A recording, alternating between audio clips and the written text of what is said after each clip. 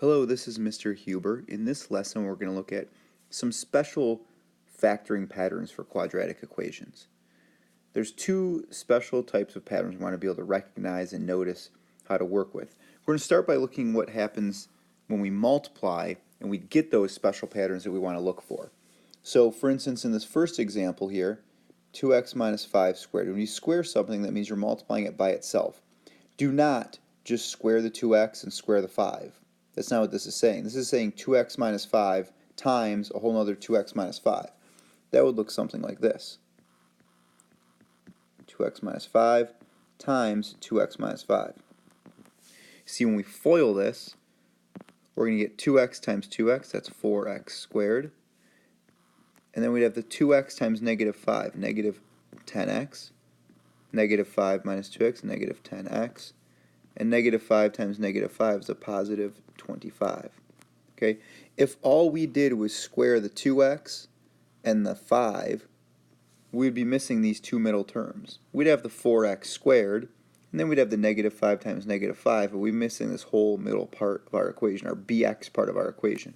So when we simplify this now, because we have the minus 10x there in the middle, this is going to be 4x squared minus 20x plus 25.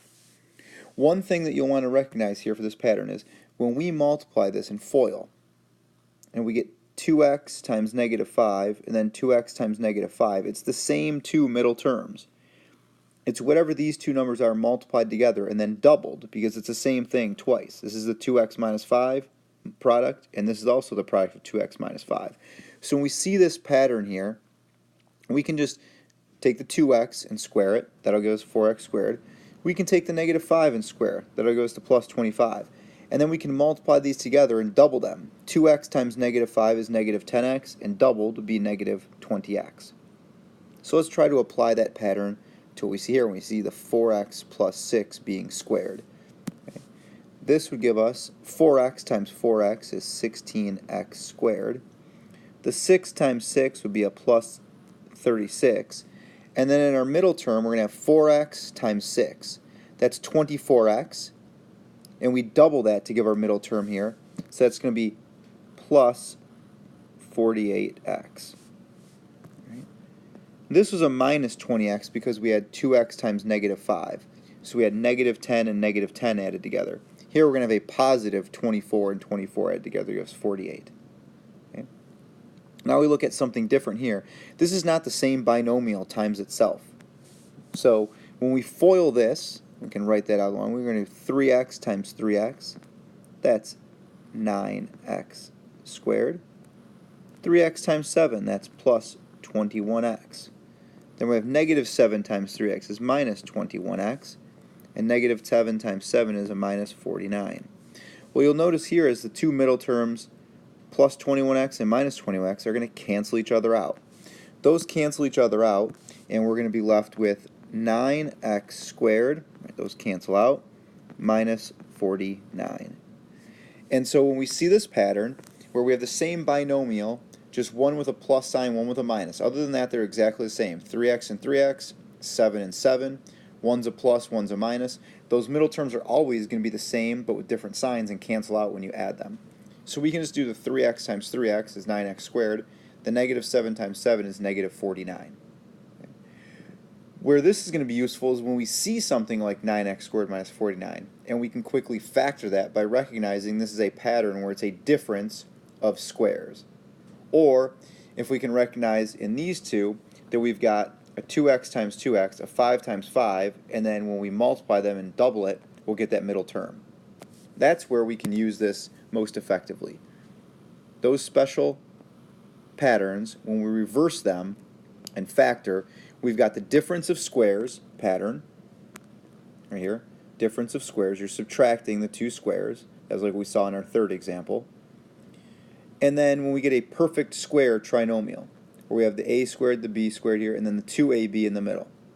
And that can give us a plus b or a minus b. We saw what happened when we had one that was the plus and one was the minus in those first two examples. Okay?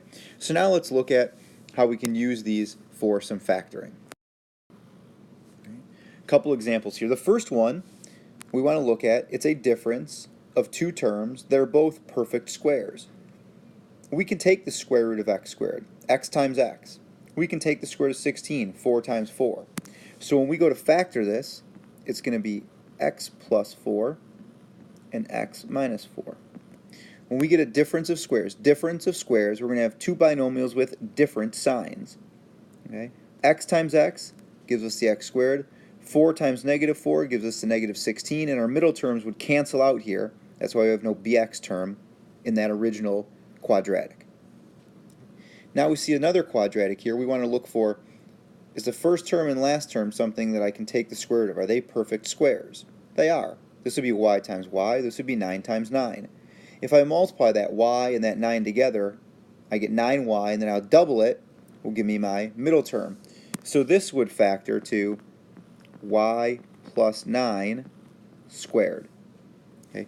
And these are our two special patterns. Difference of squares, perfect square. These two quadratics we want to hopefully be able to recognize so that we can factor this and factor this relatively quickly and easily into these special patterns that we're going to see. We're going to see a couple more examples here. But first, a non-quadratic. One word in the English language that has 3 sets of double letters in a row. Bookkeeper, also bookkeeping, has the same thing. So 3 sets of double letters, O-O, K-K, and E-E. That is the only word in the English language where that occurs. Pretty interesting and unique. All right, so now let's look at a couple more examples of these special patterns. Again, we want to look for a difference here now of squares. So we're trying to figure out what number times itself will give me 36n squared. That's going to be 6n times 6n. And then what times itself would give me minus 49? That would be 7. So we're going to have 6n plus 7. We need the second part of that binomial. Times 6n minus 7. And it doesn't matter if this is the plus and this is the minus, or this is the minus and this is the plus. Difference of squares, you have binomials with different signs. 6n times 6n, that gives us a 36n squared. 7 times negative 7, which gives us a negative 49. And again, if we FOIL this, our middle terms are going to cancel out. That's why we have no middle term here. We just have the a x squared and the c. Now, in this next example, this brings up another interesting situation. This is not a perfect square. There's nothing times itself that's going to be 2m squared. What number times itself gives you 2? You're not going to find that. What number times itself gives you 50? That's not going to work either. So we think, well, how am I supposed to factor this? Oh, maybe I can go back to the AC method or do something like that. You can also recognize there's a 2 that's a factor of all 3 of these, the A, the B, and the C. So if we factor a 2 out of this first, we're going to have 2m squared minus 10m plus 25. And now, what we have in parentheses here is a perfect square trinomial. M times m gives me m squared. 5 times 5 gives me 25. And if I make it a minus 5, then I'll have negative 5m doubled will give me the negative 10m in the middle. And don't forget this 2 is still part of the factor at the end. So I'm going to have m minus 5 squared. Because again, if I multiply m minus 5 times itself, I'll get a first term of m squared. Negative 5 times negative 5 gives me a positive 25. When I multiply these together, I'm going to get that same middle term of negative 5m and negative 5m, which adds together to give me negative 10m. So again, we see a couple special patterns here. The more you can recognize and look for these, the better off you'll be. It'll be things a little easier, a little quicker. And also, don't forget to look for greatest common factors before you do any further factoring, because that can simplify things and maybe give you quadratics that's a little easier to work with than what you originally started with.